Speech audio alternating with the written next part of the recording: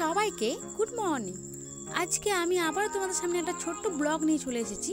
আমি যাচ্ছি শিলিগুড়ি, মামার মেয়ের আশীর্বাদী বলে বেরিয়ে পড়লাম সবাই মিলে শিলিগুড়ি। এইটা হচ্ছে শিলিগুড়ির সুন্দর সকাল। এইটা হচ্ছে আমার মামার মেয়ে, মানে আমার দিদি হয়, কিন্তু ও আমার ছোটবেলার বান্ধবী। এই যে আমার পিছনে যাকে দেখতে পাচ্ছ, ওটা হচ্ছে আমার মামার ছোট মেয়ে। ওরই বিয়ে আশীর্বাদী ছিল বলেই আমাদেরকে বাড়ি থেকে যেতে হয়েছিল শিলিগুড়ি। এই তালে আমাদের আরেকবার শিলিগুড়িটা ঘোরা হয়েছে। সবাই মিলে এবার গাড়িতে উঠে পড়লাম, ছেলের বাড়িতে যাবো। বোনের একটুখানি মনটা খারাপ ছিল, কারণ সবাই যাচ্ছে, ও যেতে পারছে না। ছেলের বাড়িতে শেষমেশ এসে পৌঁছে গেছি।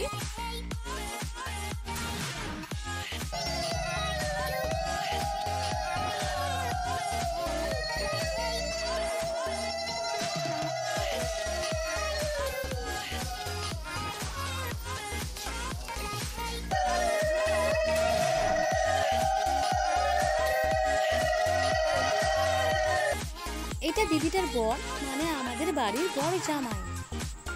সেই দিন ওখান থেকে আসতে অনেক রাতই হয়ে গেছিলো, তাই আর কোথাও বের হওয়া হলো না।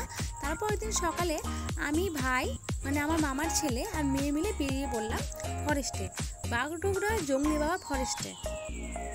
এইটা কিন্তু ছিল ভোলে বাবার মন্দির। এই মন্দিরের নাম দেওয়া হয়েছে জংলি বাবা।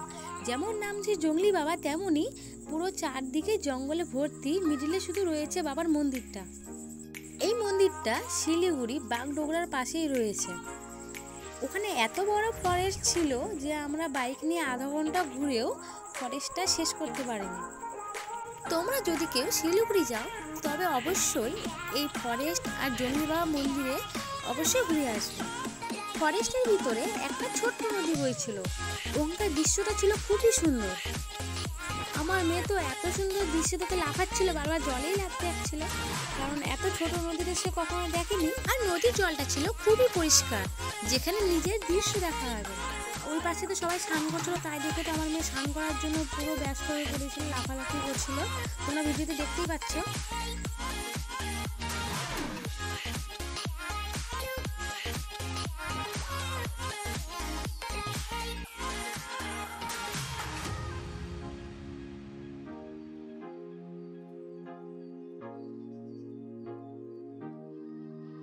সব ঘুরোঘুরি শেষ, তার পরের দিন সকালে আবার ট্রেন ধরে বাড়ি।